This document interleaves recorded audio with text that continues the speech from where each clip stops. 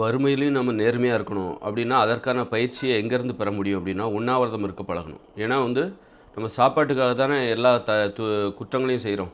ஒருத்தர் திருடுறா அப்படின்னா சாப்பாட்டுக்காக தான் திருடுறாரு. கொலை குற்றம் ஏன் செய்கிறார்?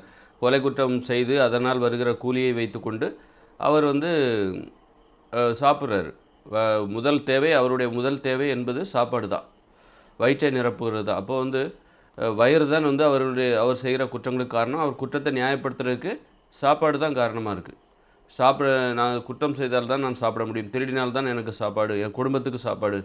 திருடுறவர் தனக்காக மட்டும் திருடுறது கிடையாது. ஒரு கொலை தொழில் செய்கிறவர் தனக்காக மட்டும் கொலை தொழில் செய்வதில்லை, குடும்பத்திற்காகவும் அப்படின்ட்டு குடும்பத்தை இப்படி காரணம் காட்டி தான். குடும்பம்னா என்னது? குடும்பத்தை வாழ வைக்கணும், சாப்பாடு தான் வாழ வைக்கும்.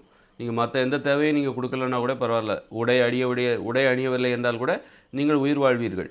அதுபோல் வீடு இல்லை என்றால் கூட நீங்கள் உயிர் வாழ்வீர்கள். ஆனால் ஒரு திறந்த வழியில் கூட நம்ம சில பாதுகாப்பு அம்சங்களை பயன்படுத்தி நம்மளால் உயிர் வாழ முடியும். ஆனால் சாப்பிடாமல் உயிர் வாழ்கிறது மிகவும் கொடுமையான விஷயம். அப்படி முடியாத ஒரு சாத்தியம் இல்லாத, எல்லாருக்கும் அவ்வளோ எளிதாக சாத்தியம் இல்லாத ஒரு விஷயம். அதனால் சாப்பாட்டுக்காக தான் நீங்கள் ஒரு வேலை செய்கிறீங்க, சாப்பாட்டுக்காக தான் வேலை செய்கிறீங்க. நீங்கள் என்ன வேலை செஞ்சாலும், நீங்கள் ஒரு இன்ஜினியராக இருக்கலாம் அல்லது ப்ளம்பராக இருக்கலாம், எலக்ட்ரிஷியன், என்ன வேலை பார்த்தாலும் அதற்கு மிக முக்கியமான காரணம் சாப்பாடு தான்.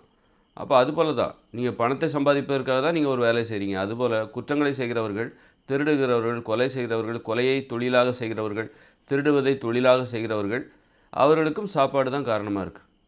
அப்போது நம்ம குற்றம்லாம் செய்யக்கூடாத தொழில்களை ஏன் செய்கிறார்கள்?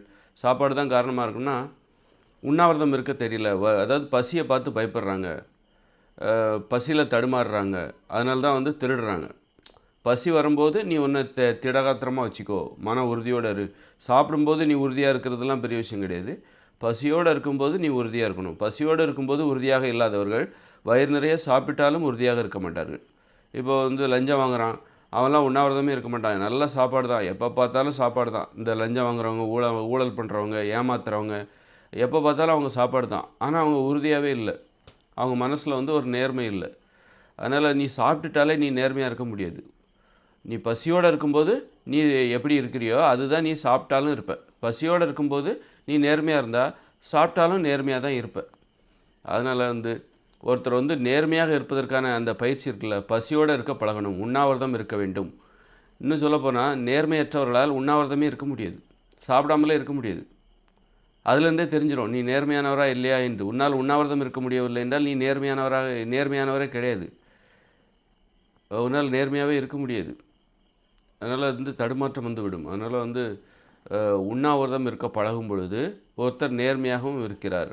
நேர்மையானவர்களால் மட்டும்தான் உண்ணாவிரதம் இருக்க முடியும். ஒழுக்கமானவர்களால், கட்டுப்பாடு நிறைந்தவர்களால் மட்டும்தான் உண்ணாவிரதம் இருக்க முடியும்.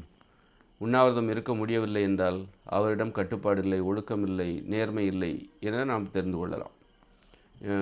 பசியோடு இருக்கும்போது நீ நேர்மையாக இருக்கணும். நீ பட்டினி, அதாவது உண்ணாவிரதம் இருக்கும்போது அதான பசி. ஏழ்மையில் இருக்கும்போது நீ வறுமையில். ஏழ்மைங்கிறது என்னது? சாப்பிட்றதுக்கு உணவு இல்லாத ஒரு சூழ்நிலை தான் ஏழ்மை. அதை நாமளே ஏற்படுத்திக்கிறோம். நாமளே உண்ணாவிரதம், உங்கள்கிட்ட பணம் இருக்குது ஆனால் நீங்கள் சாப்பிடல, அப்போ நீங்கள் ஏழை தான். சாப்பிடல அப்படின்னா, சாப்பிடாதப்போ நீங்கள் ஒரு ஏழ்மை, வறுமையில் இருக்கீங்க அப்படின்னு அர்த்தம். உங்கள்கிட்ட உணவு இருக்குது இருந்தாலும் நீங்கள் சாப்பிடல. அந்த வறுமை நீங்களாகவே ஏற்படுத்தி கொண்டது, தற்காலிகமானது. ஆனால் அந்த நேரத்தில் நீங்கள் உங்களால் இருக்க முடியுதா, உண்ணாவிரதம் இருக்க முடியுதா அப்படின்னா உங்களால் நேர்மையாக இருக்க முடியும். உணவுக்காக நீங்கள் குற்றங்கள் செய்ய மாட்டீர்கள். உணவு இல்லை என்றால் கூட நீங்கள் உணவு இல்லாமலும் உங்களால் இருக்க முடியும் எனும் பொழுது உணவுக்காக நீங்கள் குற்றம் செய்ய மாட்டீர்கள். இதுதான் அதோட அடிப்படை, உண்ணாவிரதம் இருப்பதற்கான அடிப்படை. அதனால் இந்த உலகத்தில் ஏன் நிறைய பேரால் உண்ணாவிரதம் இருக்க முடியல, ஒரு வேளை கூட என்னால் சாப்பிடாமல் இருக்க முடியாது, இதுக்கு எல்லாம் காரணம் நேர்மையற்ற ஒரு வாழ்க்கை முறை தான் காரணம். என்ன நாங்கள் நேர்மையற்ற வாழ்க்கை முறை வாழ்ந்து விட்டோம் அப்படின்னு சம்மந்தப்பட்டவங்க கோவப்படுவாங்க. அது அவங்க தான், நீங்கள் எப்படி நேர்மையாக இருக்கீங்க, வாழ்கிறீங்களா இல்லையா, என்ன வகையில் உங்கள்கிட்ட தப்பு இருக்குது, அதை நீங்கள் கண்டுபிடிக்க வேண்டியதான்.